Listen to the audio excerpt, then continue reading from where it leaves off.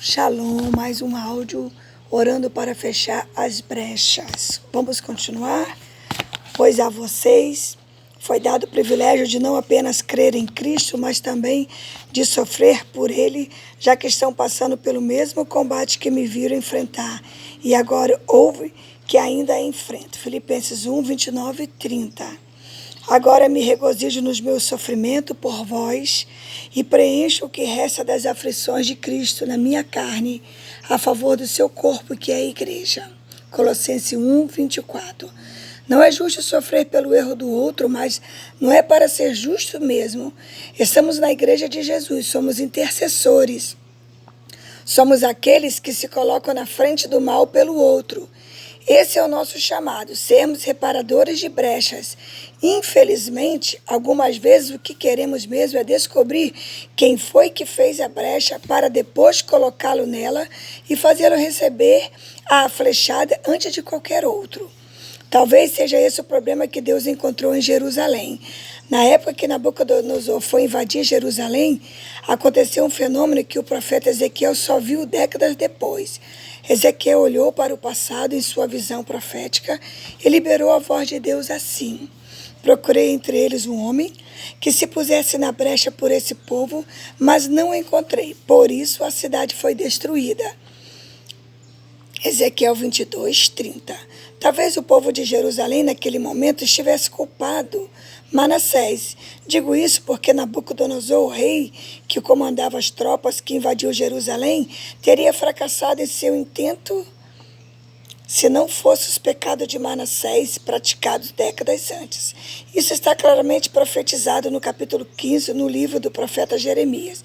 Aquele povo que viveu o momento da invasão não viveu o tempo em que a brecha foi aberta e, portanto, na interpretação comum não tinha nada a ver com isso. Na verdade, antes de Manassés nascer, podemos encontrar outro culpado, pois houve um profeta anterior a Manassés sobre a invasão de Jerusalém por parte de Nabucodonosor. Foi o profeta Isaías que trouxe essa revelação, como está relatado no capítulo 39 de seu livro.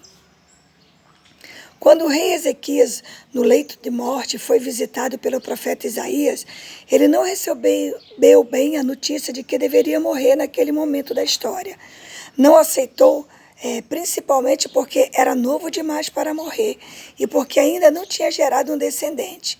Minha interpretação dos fatos que se segue é que Ezequias sabia alguns segredos da oração, que funciona, e usa esse conhecimento conseguido assim, ganhar mais 15 anos de vida.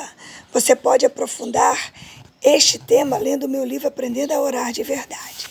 Essa é apenas minha opinião, mas às vezes em minha ignorância, penso que ele deveria ter morrido, porque 1 ano depois deixou os espiões de Babilônia entrarem nos lugares sagrados de Jerusalém. E, naquela ocasião, Deus disse através de Isaías que seria essa a causa da futura destruição da cidade sagrada. Ou seja, se Babilônia não tivesse entrado em Jerusalém nesse tempo, esta não seria destruída. Também penso que Ezequias deveria ter aceitado a morte, porque 3 anos depois ele gerou Manassés, o mesmo que em seu reinado abriu tantas brechas espirituais que ficou impossível impedir a invasão babilônica. Depois Jeremias confirma isso no capítulo 15 do seu livro, dizendo que todo aquele mal veio por causa dos pecados de Manassés. Se você considera que ele só nasceu porque Ezequias fez a besteira de fazer uma oração egoísta, então a culpa é toda de Ezequias. Talvez você prefira culpar só Manassés, pois foi ele quem efetivou o erro. Talvez a culpa realmente seja dos líderes, que deram continuidade aos pecados dele. Mas a verdadeira questão é: o povo de Jerusalém tinha culpados demais para se colocarem na brecha pela cidade. Busquei entre eles um homem que tapasse o muro e que se colocasse na brecha perante mim, a favor dessa terra, para que não houvesse destruição. Mas a ninguém achei. Ezequiel 22, 30. O grande desafio desse livro não é entender as brechas. Vamos estudá-la, mas a grande e desafiadora verdade é: Deus lhe chama para sair da zona de conforto e ser reparador de brechas. Está preparados? Deus nos chamou e nos deu a missão de sermos aqueles que ficam entre o inimigo que quer entrar e o território que ele quer invadir. Talvez a gente tome algumas pancadas por causa disso, por causa das brechas que estamos bloqueando. Algumas brechas que você vai descobrir não tem jeito de fechar, pois já achou aberta e tudo que pode fazer é buscar outros reparadores para estarem nela o tempo todo, porque ela não vai fechar. Pois a nossa luta não é contra seres humanos, mas contra os principados e potestades, contra os governadores deste mundo de brechas e contra numerosos exércitos de seres espirituais do mal que atuam a partir das regiões celestiais. Efésios 6:12. Deus quer desarmar você dessa tendência para o moralismo e para procurar culpado. Ele quer treinar seu coração para entender o mundo espiritual e corresponder a ele, separando os inimigos de seus irmãos. Deus quer nos tirar de uma tendência à religiosidade e nos fazer entender que não há razão de ser igreja se não crermos que o mundo espiritual existe. Demônios, anjos e outros seres atuam neste mundo invisível. Alguns chamam a si mesmos de divindade, embora o único que realmente é digno de ser chamado de divindade seja o nosso Deus. O mundo espiritual existe e interfere na vida dos seres humanos, e essa interação é feita através de portas ou brechas. Na prática, as brechas, as portas são a mesma coisa, mas precisamos nomear de forma a distingui-los adequadamente, e o faremos mais à frente. Veremos que a luz e os seres espirituais envolvidos com a luz entram por portas, mas os seres espirituais envolvidos com as trevas entram por brechas. Não fomos chamados para fechar apenas nossas próprias brechas, embora também vamos fazer isso, mas o nosso general nos convoca para sermos treinados como reparadores delas. Nosso chamado é para sermos aqueles que irão se colocar entre o inimigo e a sua vítima.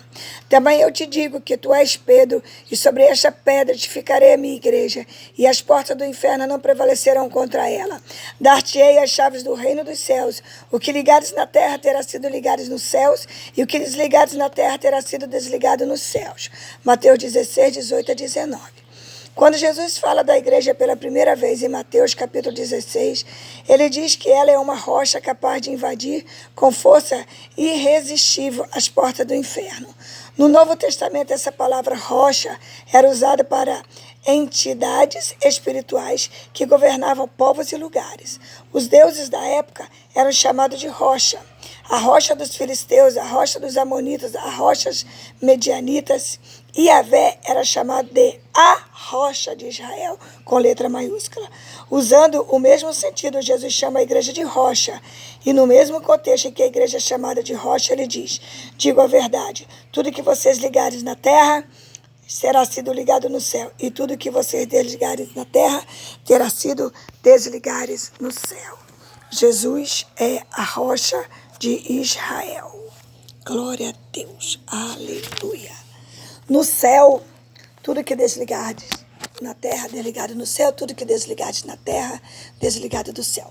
Pois onde se reunir 2 ou 3 em meu nome, ali eu estou no meio deles. Mateus 18:18. Esse eu amo. E eu darei as chaves das regiões celestiais a vocês. E é o que Jesus está dizendo. As portas das regiões celestiais não resistirão a vocês.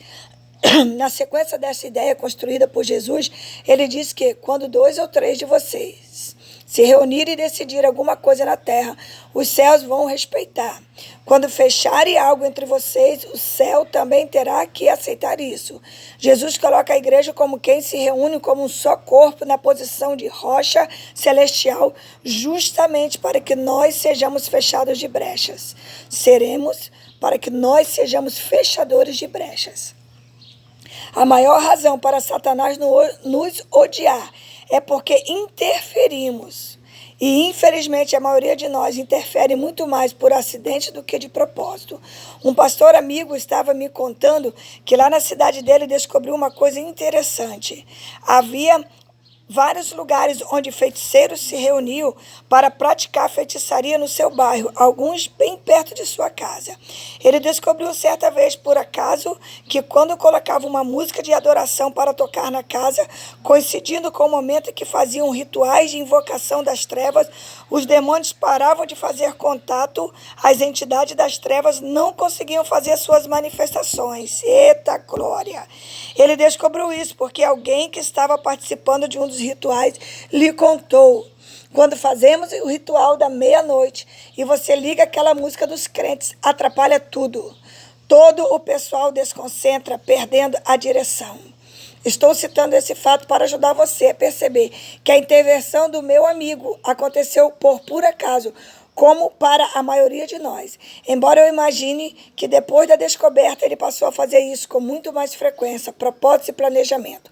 A natureza criada aguarda com grande expectativa que os filhos de Deus sejam revelados, pois ela foi submetida à inutilidade, não pela sua própria escolha. Romanos 8, 19 e 20. Eita glória!